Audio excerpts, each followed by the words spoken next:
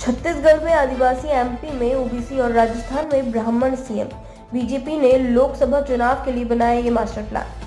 Lok Sabha election 2024 BJP आलमकान ने मध्य प्रदेश समेत तीनों राज्यों में नए चेहरे को सीएम बनाकर 2024 में होने वाले लोकसभा चुनाव के मद्देनजर जातीय समीकरणों को साधने का भी पूरा प्रयास किया है। भारतीय जनता पार्टी बीजेपी ने भविष्य की राजनीति को ध्यान में रखते हुए छत्तीसगढ़ और मध्य प्रदेश के बाद अब राजस्थान में भी एक नए चेहरे को मुख्यमंत्री बनाकर सबको चौंका दिया है।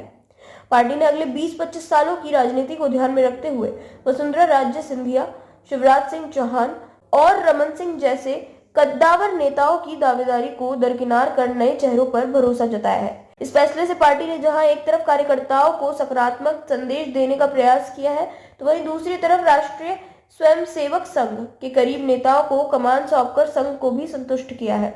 हालांकि इसके साथ ही पार्टी आलमकान ने कुछ महीने बाद 2024 में होने वाले लोकसभा चुनाव को मद्देनजर जातीय समीकरणों को साधने का भी पूरा प्रयास किया है।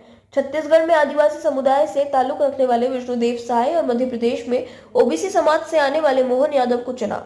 इसके बाद राजस्थान में ब्राह्मण समाज से आने वाले भजनलाल शर्मा को मुख्यमंत्री चुनकर बीजेपी ने सिर्फ इन राज्यों के मतदाताओं को ही संदेश नहीं दिया है, बल्कि इसके सहारे देश के अन्य राज्यों को जातीय समीकरणों को भी साधने का पूरा प्रयास किया गया है। छत्तीसगढ़ में आदिवासी सीएम बनाने से इन राज्यों में मिलेगा फायदा। छत्तीसगढ़ में आदिवासी नेता को मुख्यमंत्री बनाकर बीजेपी ने देश भर के विभिन्न राज्यों में रहने वाले आदिवासियों के लगभग 700 समुदायों को साधने का प्रयास किया, जिनकी कुल आबादी 10 करोड़ से ज्यादा है। छत्तीसगढ़ के अलावा मध्य प्रदेश, झारखंड, उड़ीसा, गुजरात, राजस्थान और पूर्वोत्तर राज्यों में आदिवासी मतदाताओं की संख्या अच्छी खासी है। विपक्षी दल लगातार जाति जनगणना और ओबीसी आरक्षण का मुद्दा जोर शोर से उठा रहे हैं।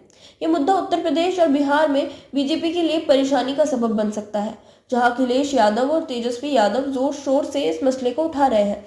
मोहन यादव के जरिए इन राज्यों को साधेगी बीजेपी। वैसे तो प्रधानमंत्री नरेंद्र मोदी खुद ओबीसी समाज से आते हैं और बीजेपी नेता गर्व से ये बात कहते रहते हैं, लेकिन बीजेपी ने यादव समाज से आने वाले ओबीसी नेता को मध्य प्रदेश का मुख्यमंत्री बनाकर उत्तर प्रदेश और बिहार की राजनीति को भी साधने की कोशिश की है। पार्टी मध्य प्रदेश के मुख्यमंत्री मोहनलाल यादव को ज्यादा से ज्यादा उपयोग उनके अपने गृह राज्य मध्य प्रदेश के अलावा उत्तर प्रदेश और बिहार में भी करती नजर आएगी। अगड़ी जातियों में से ब्राह्मणों को कुछ दशक पहले तक कांग्रेस का परंपरागत वोट बैंक माना जाता रहा है, जिसके बल पर कांग्रेस ने दशकों तक केंद्र से लेकर राज्यों में राज किया। लेकिन जैसे जैसे कांग्रेस का झुकाव मुस्लिम की तरफ होता गया, ब्राह्मण उससे छिटक कर बीजेपी के साथ जुड़ गए थे। इन राज्यों में ब्राह्मण मतदाताओं की बड़ी भूमिका वही ओबीसी राजनीति के इस दौर में अगड़ी जातियां, खासकर ब्राह्मण समुदाय, अपने आप को कई राज्यों में उपेक्षित महसूस करने लगा था, और अगर इस समाज की उदासीनता लोकसभा चुनाव तक बनी रहती तो निश्चित तौर पर इसका खामियाजा बीजेपी को उठाना पड़ सकता था। ऐसे में राजस्थान में ब्राह्मण समाज से आने वाले नेता को मुख्यमंत्री चुनकर बीजेपी ने देश भर के ब्राह्मण मतदाताओं को एक बड़ा संदेश देने का प्रयास भी किया है। राजस्थान के अलावा उत्तर प्रदेश, बिहार, मध्य प्रदेश, झारखंड और दिल्ली सहित देश के कई राज्यों में ब्राह्मण मतदाता जीत हार में बड़ी भूमिका निभाते हैं। ये सिर्फ अपना वोट ही नहीं देते हैं, बल्कि अपने प्रभाव के कारण अन्य जातियों का वोट दिलवाने की भी क्षमता रखते हैं।